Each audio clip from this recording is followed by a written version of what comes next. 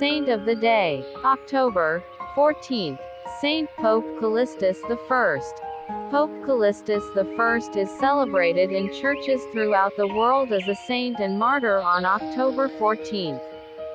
The saint caused a major controversy, including a schism that lasted almost 2 decades, by choosing to emphasize God's mercy in his ministry.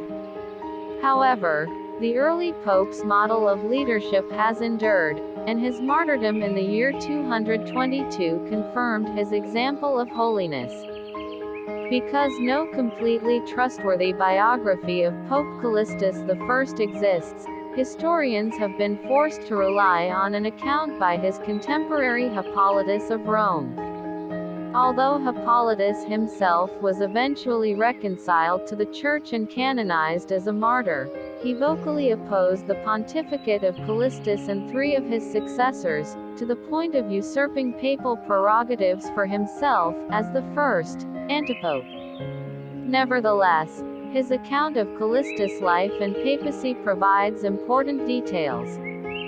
According to Hippolytus' account, Callistus, whose year of birth is not known, began his career as a highly placed domestic servant, eventually taking responsibility for his master's banking business. When the bank failed, Callistus received the blame, and attempted to flee from his master. Being discovered, he was demoted to serve as a manual laborer in Rome.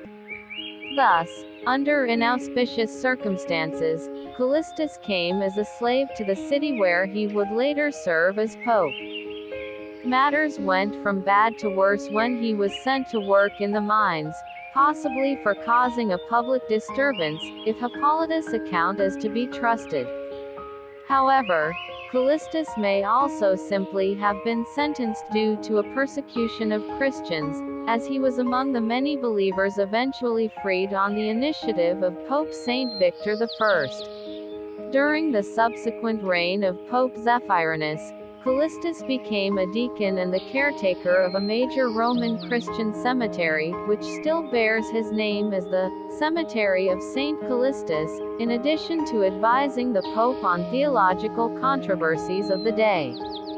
He was a natural candidate to follow Zephyrinus, when the latter died in 219.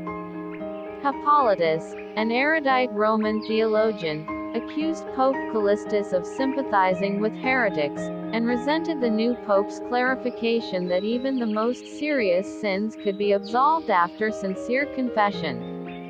The pope's assertion of divine mercy also scandalized the North African Christian polemicist Tertullian, already in schism from the church in Carthage, who also erroneously held that certain sins were too serious to be forgiven through confession.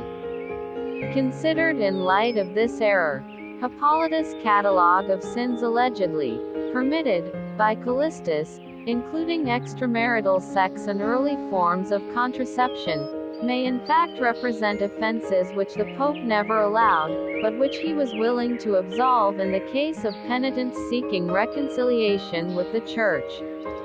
Even so, Callistus could not persuade Hippolytus' followers of his rightful authority as pope during his own lifetime.